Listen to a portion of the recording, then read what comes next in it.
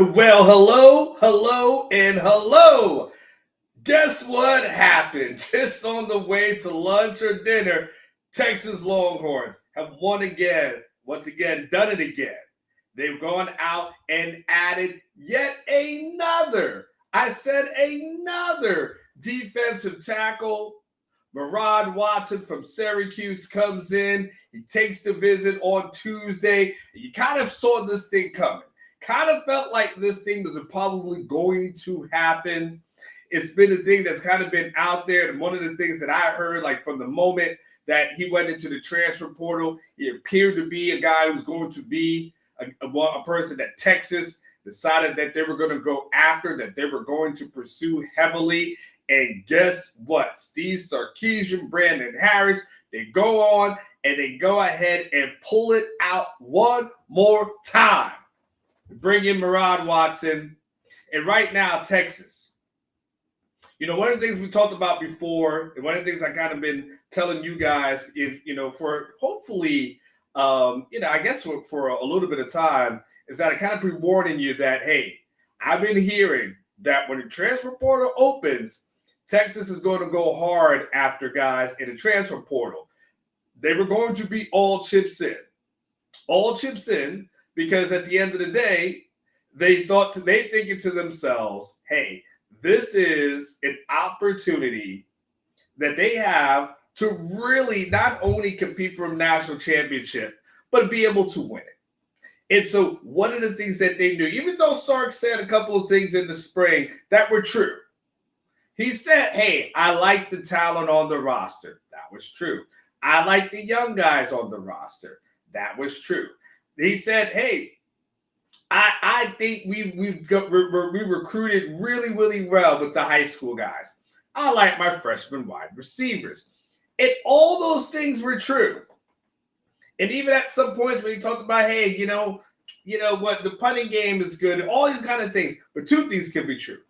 You can like that, and you can also say, but at the end of the day, we need to get better because we're competing for bigger goals. And so as I kept hearing, hey, transfer portal opens, Texas is going to hit this thing hot and heavy in the spring portal window. And listen, as the setup was back in December, Texas couldn't hit the transfer portal as hard as they wanted to. The issue that they had and the issue that they were facing was, hey, we're in the midst of a playoff hunt. The last thing we want to do is disrupt this locker room and start signing a bunch of guys. Like, we can't do that. We got to get past Clemson. We got Arizona State in a couple of weeks. We still got guys that we're recruiting. Like, it was really, really important / imperative / like to that too, right? Important and imperative to be heard. I got so excited to do the show, I forgot that I needed to have the microphone a little bit closer.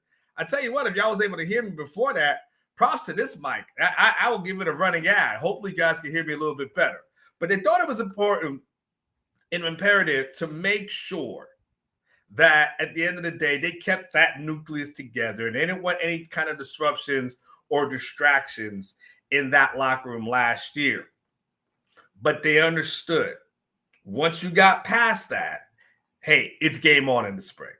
It's absolute game on. What did Texas do? They made sure that when the season ended, all the people who were a priority to them, all those guys were locked up. All those guys were locked up to NIL deals. They knew once we get these guys locked up, once they get good for the NIL stuff, now we can go into the spring portal window and get the things that we need. And we knew that there were three things. What I reported, and of course, eventually you hear publicly, is that we knew that they wanted wide receiver, we knew that they wanted tight end, we knew that they wanted defensive tackle. And so since the portal has opened, one of the first people that they were able to get was Emmett Mosley, the wide receiver out of Stanford. And he's been a guy that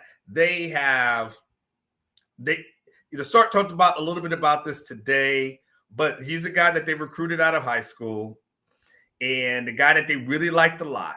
but he sustains an ACL injury in the senior year of high school. Texas backs off. A lot of other teams back off. But to his credit, he goes out, he performs, he balls out at Stanford. And then when he decides to enter the portal, Texas is saying, hey, let's go ahead and do this thing again. He already had a familiarity with them. And he comes in, visits, he likes it, he's good. And he's a guy that's going to compete for a starting job this season. So you said to yourself, okay, they went really well there. You know, one of the things we had talked about for a while was, hey, Texas definitely wants to do something with that kicking game. They're able to get Mason Shipley from Texas State. And then they bring in another defensive lineman, Levon Johnson from Maryland. He's a guy that visits Texas and then the next day commits to North Carolina. But because the North Carolina GM didn't lock him in the way that he was supposed to, and I've reported this before on Orange Buzz, I can reveal it here, because he wasn't locked in the way that he was supposed to, and when Brandon Harris discovers that, oh, really, they didn't do the correct paperwork, it's like, hey, man, is it still opportunity? Because we sure would love to have you here. Man, I'm going to North Carolina. Not really. They didn't have you sign the right paperwork. So because they didn't have you sign the right paperwork, you're not locked in. They think you're locked in, but you're not. Still interested in Texas? Sure. What you guys talking about? Next thing you know, Brandon Harris swoops in over the veterans that everyone likes to talk about. We'll get to that in a second. And they go ahead and sign Levon Johnson. And then, on Friday night, just when you think, okay, man, they're doing a great job, they go out and get the tight end from Cal, Jack Endries. And we know that was a huge need for Texas. That, they have the Jordan Washington, but in the 12 personnel that you need to have two tight ends. And so what were they going to do from the tight end perspective? They get Jack Endries, who's viewed by many as the top tight end that was in the transfer portal. So now all of a sudden, they are cooking with grease. Hold on 1 second. I meant to hit the mute button. I totally apologize for that. And I did think I was hitting the mute button, so I apologize for that. Didn't mean to do that all in your ear. And so all of a sudden now they got a receiver feeling good about. They got a tight end feeling good about.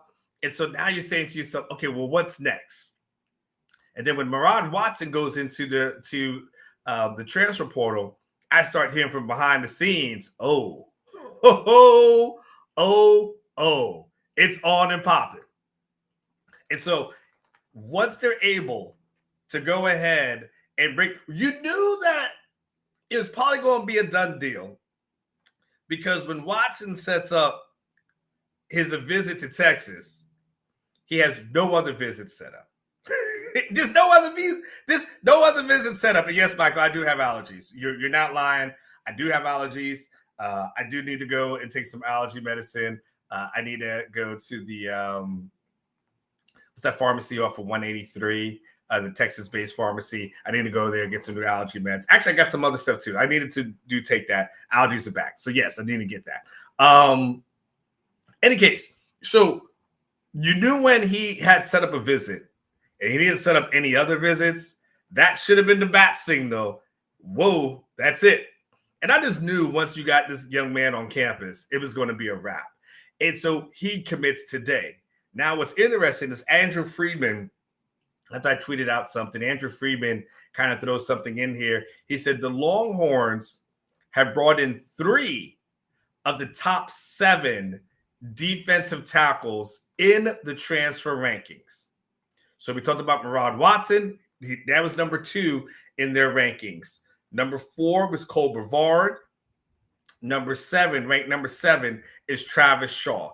3 of the top 7 Texas has been able to obtain. Maraad Watson, Cole Brevard, Travis Shaw. I mean, say less, right? This is not even mentioning whatever you get out of a Hero Canoe would potentially be great, right? And so all of a sudden you're looking at Texas and you're saying to yourself, they're stacking, and they're stacking. And they're doing exactly what you would want them to do. They've already got Cole Brevard. Get him out of Purdue. They got Jack Bomeister, the punter. You talk about Travis Shaw, who's come in from North Carolina. Then you got Brad Spence, the linebacker, obviously from Arkansas. You got Hero Canoe, who comes in from Ohio State. You've got Emmett Mosley. You've got Mason Shipley, the kicker. You got Levon Johnson. You got Jack Andrews. And now you got Maraad Watson. 10 transfers so far and counting. Because now Texas gets to sit back and say to themselves, well, let's see what happens over the next couple of days. The deadline to enter your name into the portal is on Friday. That's not when the portal closes, so make sure you get that distinction. Someone can enter their name into the portal on Thursday and Friday, and they can sign a week later, 2 weeks later, 3 weeks later, right? So there's still some time here that's left for Texas. But right now, they've been able to address the areas of need through the portal. They've been able to address the punter situation. They've definitely been able to address the defensive line situation, especially the interior. We know more than anything that Texas and Steve Sarkisian, he likes big bodies, especially on that interior. He understands you got to have a rotation of guys that cannot be pushed around in order to compete in the SEC. And now all of a sudden, when you're able to get a guy like Watson, who comes in and had that success as a freshman last year, one of the best freshmen in the nation, 10 QB pressures, 1 sack, 3 batted passes, and you're able to do that at Syracuse, and you still got all these years left of eligibility, it's a huge win for Texas. It's an absolute huge win for Texas. And if you are a Texas fan, and most of you guys are, you should be extremely happy, not only with what Sark's doing, but of course, I always have to give Brandon Harris the credit that he does behind the scenes, because at the end of the day, you have to present the talent in front of your head coach in order to say, hey, these are the guys that I think we should go after. And these are the guys I think are obtainable, right? So you have that. Thank you, People's Pharmacy. So you have a GM that's able to do that. You have a coach who talks about being in symmetry with his GM and those two working together. And then you have them in that symmetry working and being aggressive in order to get guys. So, yeah, when you start looking around, especially looking at your competitors, you guys love to look at the rivalry guys, the Oklahomas, the Texas A&Ms. They're not operating on this level at this moment. They're not operating on this level. Remember I told you, and we'll see what happens. I had the conversation with Ketch on Monday, and I have said, and I will maintain, that the Jim Nagy thing has been much ado about nothing. I feel like Texas has got this thing cooking. I think they got this thing going in the right direction. And I think that Brandon Harris is clearly the man for the job, and they're not worried about it. There's no reason to worry. There's no reason to fret because I think Texas has got this thing. And when you start looking at what Texas is doing in the spring transfer portal window, with their effort to go ahead and not only get back to the semifinals, but to win it all. You see them being active. You knew it was going to happen. You knew it was going to happen once you saw what the success that he had last year, and now you know, okay, that's going to be the carryover. This is the formula.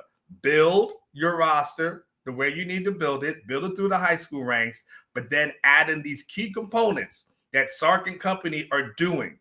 Key components that Sark and company are doing through these transfer portal windows, especially the spring portal. And now you're able to get these guys on the campus.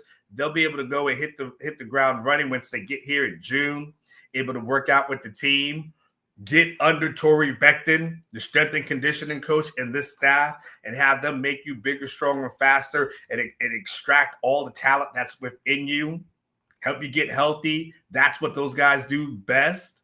All of a sudden, you look at Texas, and you always want to be all chips in. Let's be clear. You always want to be all chips in. But at the end of the day, when you look at what they're doing, you can tell yourself they're all chips in. They're not talking about it. They are being about it. They are literally saying, we are going for it. While other people are trying to figure out how to get a couple of guys and get some momentum, Texas's momentum is just already at the Six Flags level at this point.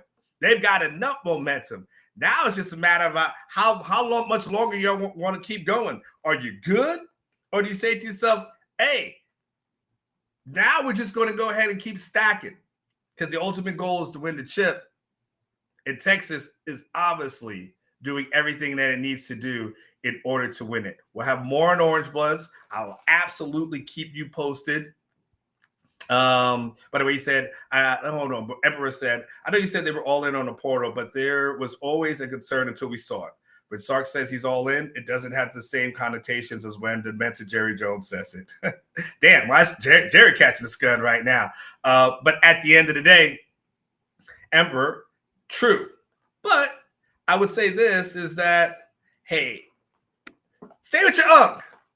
Stay with your unk. I won't steer you wrong. Just stay with your unk. Come watch the shows on Monday mornings at 9 o'clock. I got some good information for you, and I'll try to provide it as best as I could. So listen, y'all stay with it. You Texas Longhorns, they get themselves another one, and we don't even know if they're done.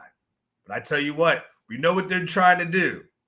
And they're all operating on a level that most other programs are not. If you're a Texas Longhorn fan, salute, enjoy yourself. Steve Sarkisian, Brandon Harris, they are doing the damn thing. Y'all take care. I'll see you tomorrow morning at 9 o'clock Central. Hit the like button, subscribe to the channel if you haven't. That's why you get the notifications. So when I go live, when Sark and the company decide we're just going to go ahead and sign a bunch of people,